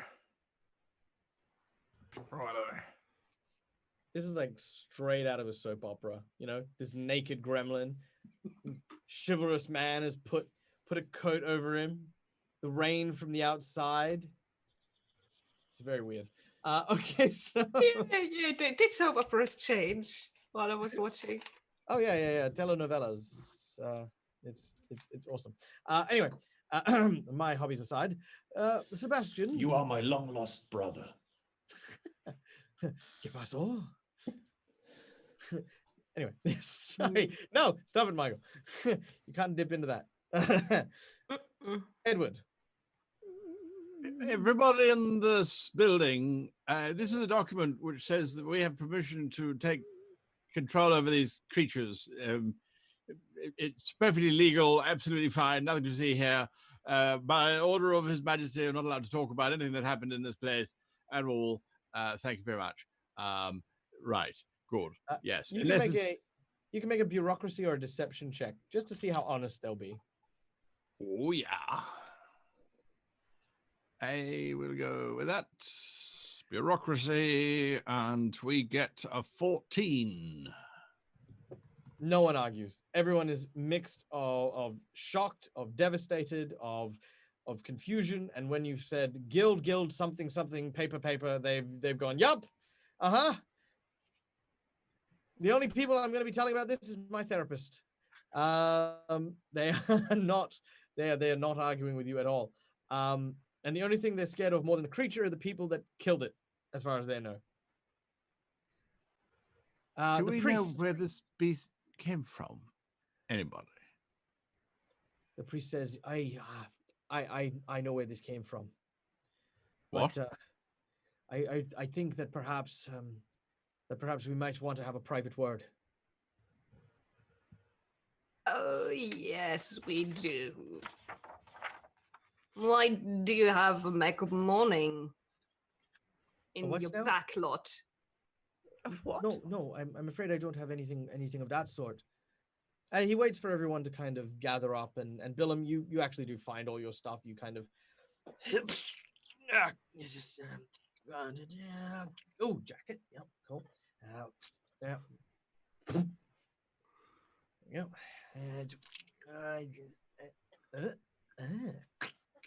And you pull out your thieves' tools and like. All right. Sound effect, Michael. The sound effect. You're welcome. Who needs voice mom? All right. So, as you guys gather around, he says, as I mentioned, I am the attending priest here at the at Westminster Abbey. The actual priest itself is he was on leave, as it were, and as you know, he was staying in the Coventry behind where we keep most of the nunnery. I'm afraid he's suffering from a terrible loss. You see, he learned very recently that his sibling had perished recently. Convent is what I meant. What did I say? Covenant. That's what I said. Yes, because I like aliens. Yes. Yes, he lives back in the convent he does, and he's been staying there under the care and tutelage of some of the nuns. We thought perhaps he was on a recovery till we found some strange books, tombs and words of an unholy nature. We secluded him in the West Wing to contemplate and pray, to hopefully overcome his dark thoughts and desires. It seems as though he had other plans in mind. Please, I know it's a lot to ask, but would you go see to the priest? I'd hate to think that he did some sort of abomination like this and died before he had a chance to atone to the Lord Almighty. No one just builds this thing out of nothing. Not if you just started dabbling in necromancy. No, this is maybe a botched job of a creature, but still it takes time and knowledge, and also soul stones. I don't think that the nuns keep or produce the bits that make up this thing. Actually, looking over the corpses in various detail, you notice that all of the bodies belong to women.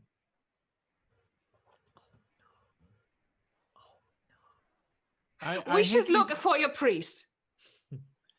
I hate to be the voice of dampness here, but does anyone else notice that London is currently underwater and sinking? Shouldn't we perhaps focus our attention on solving that problem first before some deranged priest with delusions of grandeur are investigated?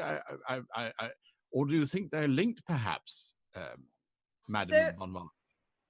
Well, I agree with you, but it seems to me that if it's safe in here, except for the wandering undead, no offense meant to any present company, of course, it's anyone who should happen to be. But anyway, if it's safe in here, apart from that, maybe we'd better go make sure it's safe in here before we continue our next step. Because if this creature has a brother, I don't want to meet it.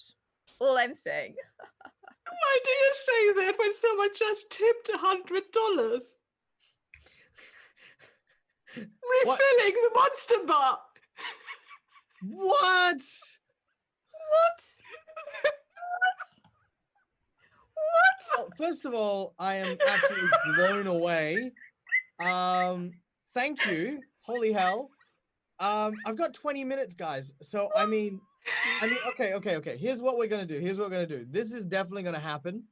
But the second part is as part of the $100 reward, we're also gonna throw you, obviously the previous rewards as well, including 2 notable NPCs. So leave your contact details in the chat with Eddie. You will get contacted by me, and we will have a discussion about some stuff and some fun to play in this game later on as well. So do be sure to do that. Eddie will also keep in touch with that. As for what happens, She starts, unless the creature has a brother. Bing. Boom.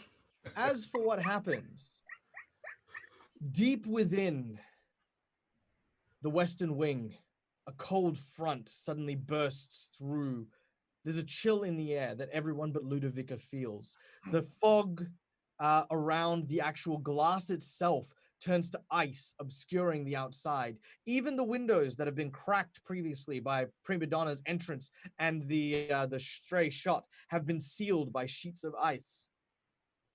A voice penetrates from the other side of the corridor.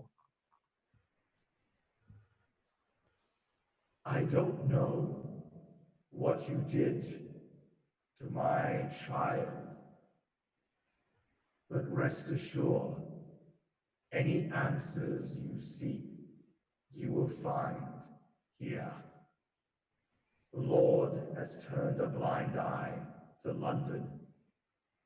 He is deaf to the screams, and I will birth another child from the mountains built on your cadavers. Your souls shall forge them anew, and London will be purged in the light of the new Lord. Come, witness. You hear this from within the Western corridor. Cease and desist. Can we have that for the whole group? All right.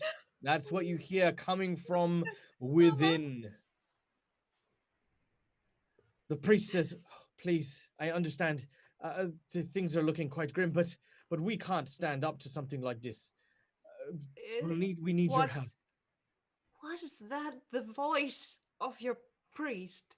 I'm afraid it was. Father McDougal. He's gone. Oh God, I hazard to think what he's become. Perhaps leaving him with his own thoughts did nothing but fuel the darkness within him. Oh, I blame myself, I do. I just, please do what you can. Save the poor man. Free him from whatever wickedness holds his very soul. I think we're going to be saving ourselves from him rather than the other way around. What was his name? Father McDougal. That is not the name of the Scottish inventor. He usually makes these monsters, right? That was a McMorning? That's McMorning, yes. Yeah. You left him with his necromantic texts and his dark thoughts and no oversight for how long? We didn't know how long he'd spent with them. To be honest, it wasn't only until the sisters hadn't heard or seen him, for he missed 3 days' worth of meals and drink, before we found him in a room. It was covered, wall to wall, with scratchings and engravings in a language none of us understood. All we knew is that it was an unholy thing that he had done. So whatever had unleashed from within the pages and warped the mind of the poor priest, it seems as though removing him from the pages of the scriptures did nothing to stave it. It's corrupted and warped him in ways that we can only imagine. That was like Wagner. When did he start? When did you notice that he was missing? You say 3 days after he stopped eating meals. When that wasn't at the same time as the burning man in the sky, was it? It was around the time that the Burning Man started really kind of brightening up and at least illuminated strong enough to view all of London at night. Oh. Mr. Hargrave Montague, you got your wish. We're going to take care of the whole London problem, I think. Unless we find someone else to do it. The Anyone? soldier at this point steps forward. Yes, about that, I must insist that I accompany you. I, of course, am a member of the Royal Guard, and it, of course, will be my pleasure to ensure the safety of the prima donna, among others. I know you, aren't you? Mom, please just keep away the distance and stay behind me. Gladly. I have. He flings a rifle over his shoulder and takes aim before walking down the western corridor.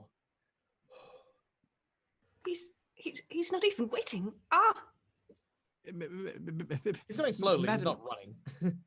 would inspecting this first creature give you insight into the demented mind of this individual that we're going to face? I mean, is there anything that we could use from it to defeat the priest? Didn't it declare that it now served you or some such nonsense?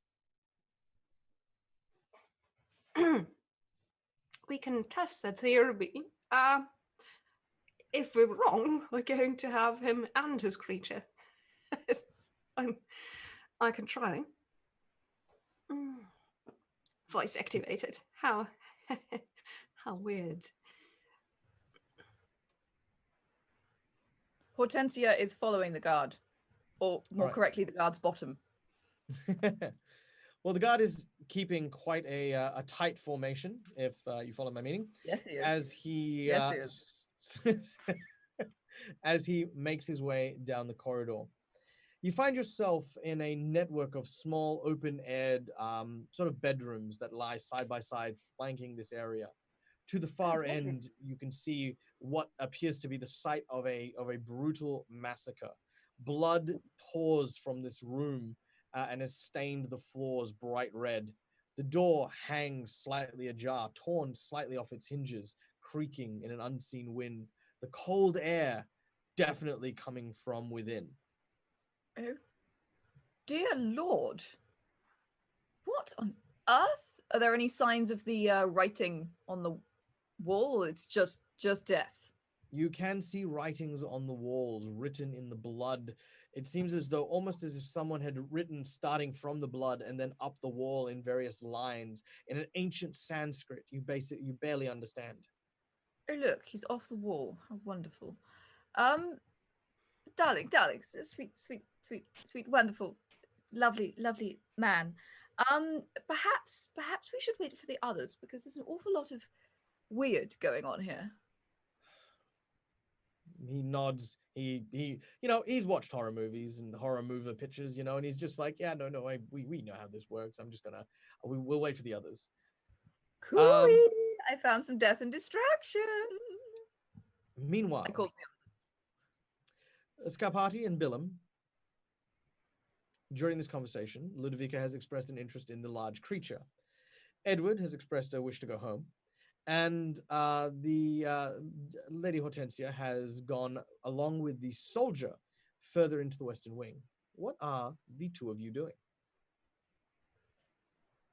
Death and destruction? Yeah, well. So I get the feeling that what is my impression of that young soldier?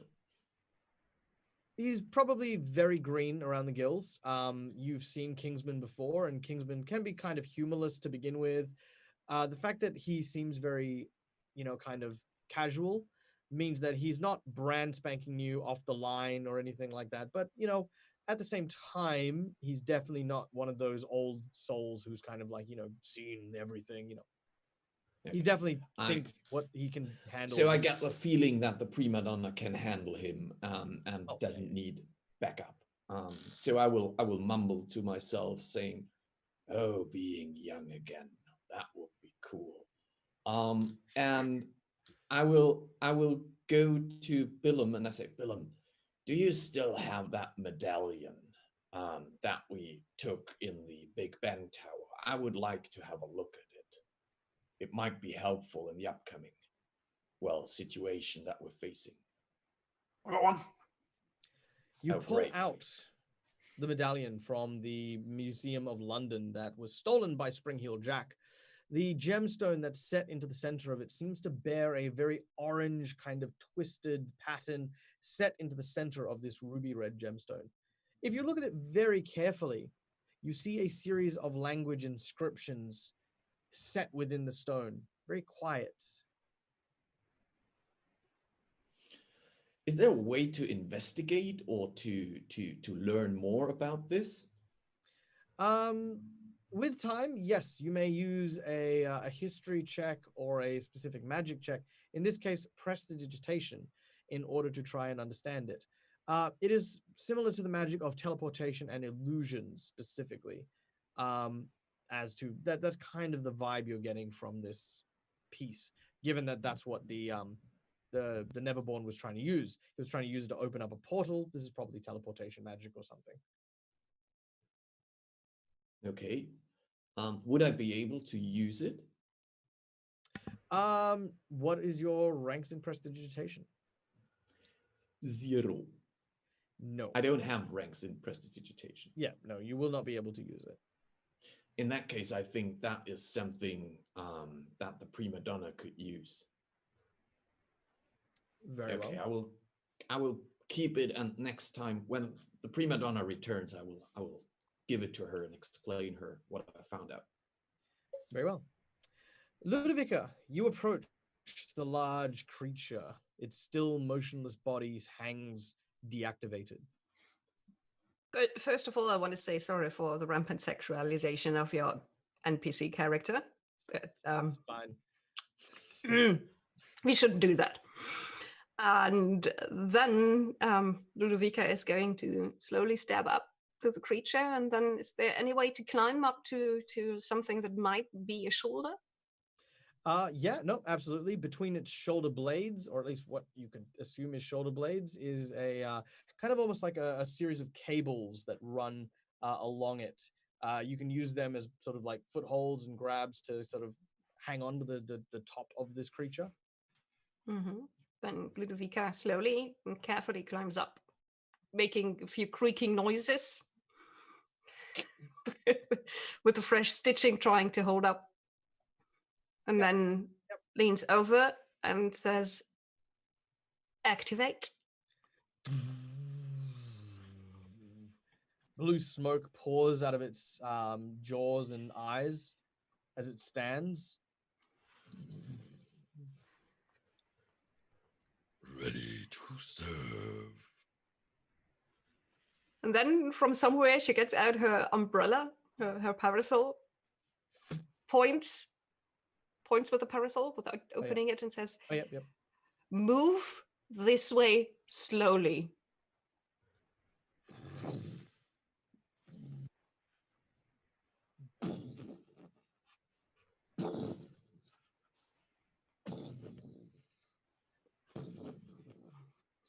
Hortensia, you can hear this coming in your direction. Edward, what are you doing? There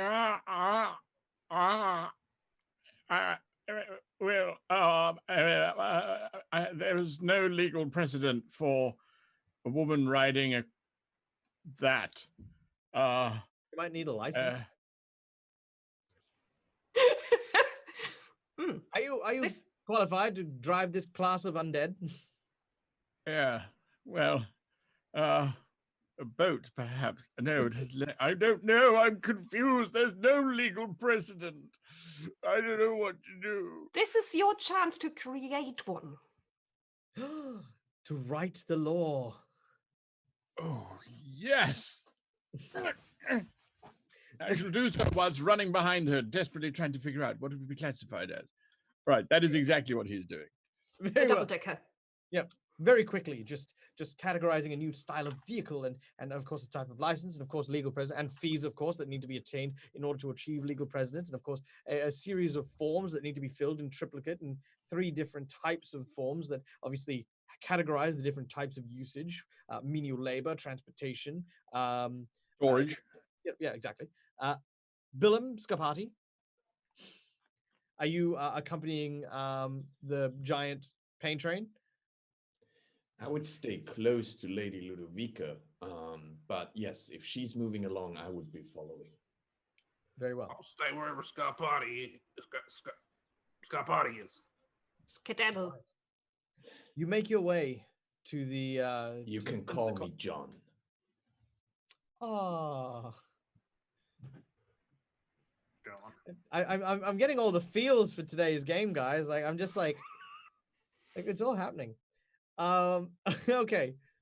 You guys make your way equally back to the convent. As you can see, similarly the blood stains and the bunks and stuff like that.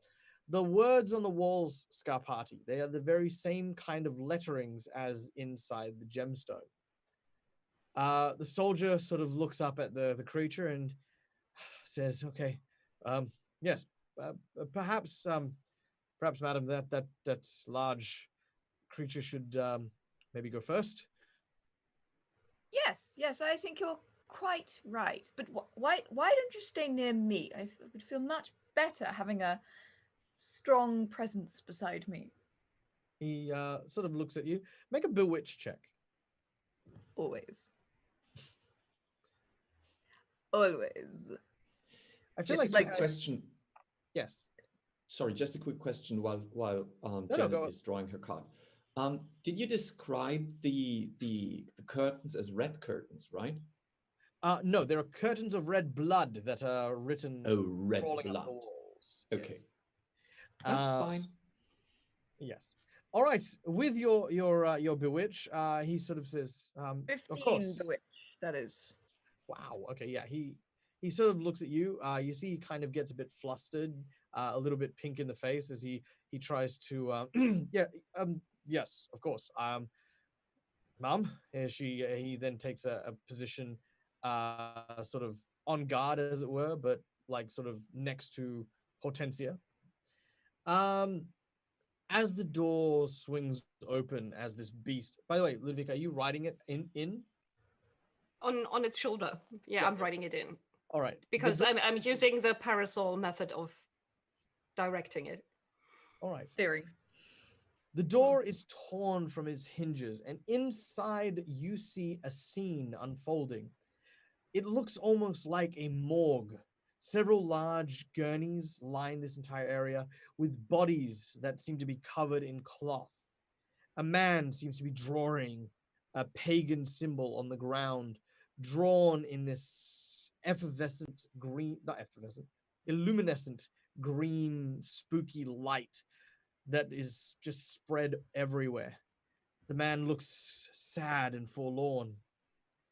Despite his appearance, the voice from inside his throat comes out almost at a different tone. You have come to witness. This man's body breaks, his bones snap, his blood dries, but you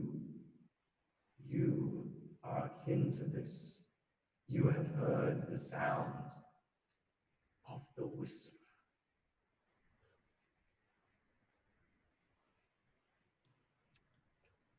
Can't say that I have. She lies. And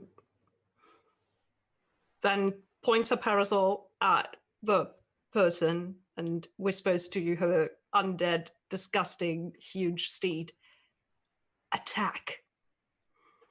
Without a moment's hesitation, the creature steps forward, and as it does, it raises both its fists high in the air and slams them down onto the creature. There is this splat sound as it turns into a finely ground paste.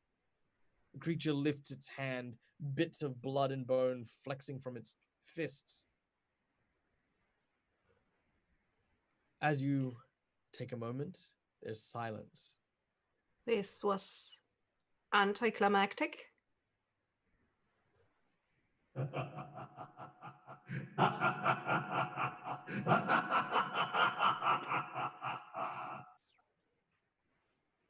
lights go out. It is pitch dark, supernaturally dark. You see nothing around you. And that is where we're going to end today's session. Thank you so much, everyone, for coming and playing with us today.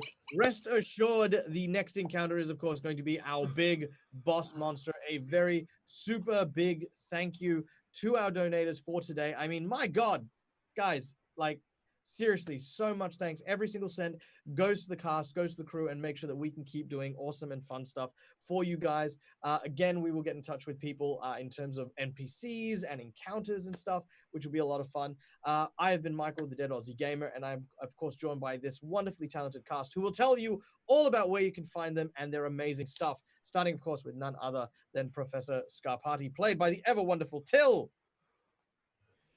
Thank you, thank you. Well, that was a game today. I shit my pants when this thing arrived. I was like, that's it, we're lost today, not going to make through that. So I'm Till from Dungeon Fog. You can find us on dungeonfog.com or any social media handle that is with Dungeon Fog. If you want to do battle maps, if you want to draw battle maps, that's the tool we are offering, and you can test it for free. So go and find us on dungeonfog.com or Twitter at dungeonfog or wherever you like. If you want to chat with me or the team, join us in our Discord. Very cool, very cool. And of course, next up is, of course, the ever wonderful, ever talented prima donna Hortensia Fiddlewick, as played by the ever lovely Janet. Janet, where can we find you? Flying through a window with my cape billowing. I wish. That was amazing. Thank you for On a that. flying carousel. I loved it. I am Janet from World Anvil. You can find me at World Anvil on all social media. And if you are creating things, if you are building worlds, running campaigns, writing novels or comics or anything else, go to worldanvil.com where you can start world building and sharing your world with people or keeping everything private. For right now, just go check it out. It's my baby. It helps people. Helps about 800,000 people right now. It's my baby. Yeah. Incredible, absolutely incredible. Next up, of course, is the ever morbid but never lacking in wonderfulness, Ludovica, being played by the ever talented Myri. Hi, Myri. Oh, hello there. Yeah, I'm Myri, and you can find me at Orkensplattertv. And Micah claims that we have the nicest community he's ever met. I still to this day, I think, honestly, that's not my doing, but we've got great people. Yeah. And if any of them are watching, because some of them do watch this, yes. Welcome. And again, I mean every time. I've never felt more welcome in a group of people that don't speak my language as a native language that ever anywhere. And I have actually gone to other people. Like I've been to Asian streams, I've been to French streams. That was very interesting. You guys are the friendliest. All right. Next, of course, is Billum, the ever... I mean, look, I've got a whole bunch of different acronyms that I could use to describe you for today's game. I had them lined up. Acronyms? Acronyms. No, that's not the word. Adjectives. Lots of adjectives that I was going to use in order to describe Billum, but none of them don't involve a bum. So I'm just going to go straight to... Here's Anthony. He plays Billum. That's right. I get up inside things. That is technically what I do now. Yes, I've been playing Billum. My name is Anthony, otherwise known as Vegemite Dangerous. You can find me at Twitter as Vegemite D on Twitter, and Vegemite Dangerous here on Twitch. You can also find me at Roll4Damage. where I'm behind the scenes most of the time, but I also play a bunch of games and organize a lot of games of Dungeons and Dragons. Come and check us out. We're an Australian group. Very cool, very cool. And of course, last but certainly not least, the ever wonderful man who is, of course, writing his own rules is none other than Edward Hargrave Montague, who now has got a permit. That's what you were working on. Played by the ever incredible Guy. Well, you from said Happy you Great needed GM. a law and a permit, so there it is. We've got it. It's now legal, signed by His Majesty himself, or a Jesus, proxy. he gets around. Suitable. Yeah. Right. All right, I'm Guy. You can find me all over the place. Speaking about communities and wonderful communities and all that sort of thing. I think it's absolutely marvelous that we have these communities all over the place. And if you want to play, we have a website that we made just for you called rpgtablefinder.com. If you want to find online games, nowadays anyway, head on over to there, because I think at the moment there's 2,500 games going on. So that's quite a lot of fun. Yeah, you can go and find something, join something, create something, host something. It's all free. Check it out. And there we go. So that's what we're doing this week. Yeah. Nice. All right.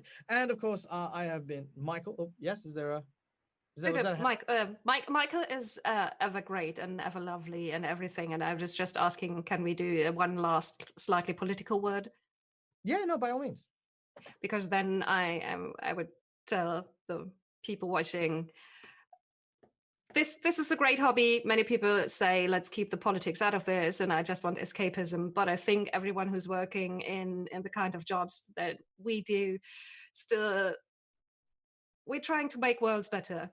The fantasy and science fiction ones, and also the real one. So please look at the word and see where you can do your thing and try and help and maybe make something a little bit better. So in that sense, Black Lives Matter, resist, and happy Pride Month, everyone. Absolutely, 100%. And yeah, no, guys, seriously, even if you are like myself, somewhere quite isolated from a whole bunch of stuff, everything helps. You know, just putting yourself out there and being supportive, sharing the love that you have for your fellow gamers and fellow people, fellow human beings, is so important to us and to everyone as well. I have, of course, been Michael, the Dead Aussie Gamer. You can find me pretty much anywhere you type in Dead Aussie Gamer. I feature on the How to Be a Great GM channel. I feature on Roll for Damage. I feature everywhere. And you know, and I'm pretty sure sometime soon I will feature more prominently on the Orchid Spalto show and on World Anvil, and then on Dungeon Folk. I'll go everywhere. That's what I do. If you want to, by the way, for the next 2 weeks, because Guy kind of reminded me of this, there is actually a site currently being built. I suppose it's kind of in the works, called startplaying.games, where celebrity GMs such as myself offer their services for a nominal price if you wish to participate and play in games with that. I have a couple of Pathfinder games up there for the next 2 weeks just to kind of showcase and try it out myself. I don't know how it's going to go, but definitely go and check that out, because I reckon that could be a lot of fun. If you want to play with me, come join. Lastly, of course, we need to give a very special shout out and a very special thank you to the Mercs of Mischief, to whom give this place a wonderful and amazing home. Thank you so much, and be sure to go check out all of their amazing stuff, such as the Knights of Avalon, Too Many Warlocks, and this weekend you will be able to watch on, I believe, Saturday 5 p.m. CTD Central Time, US time. They are going to be hosting a cadre of animators, including Blaine Simple, Aiden, and Zedrin, who will be GM'd by none other than me. So I will be GMing them this weekend. So yeah, be sure to come and check those out as well. All the love. Stay safe, stay wonderful, stay amazing. And as always, from us to you, game hard or die trying. Bye, everyone.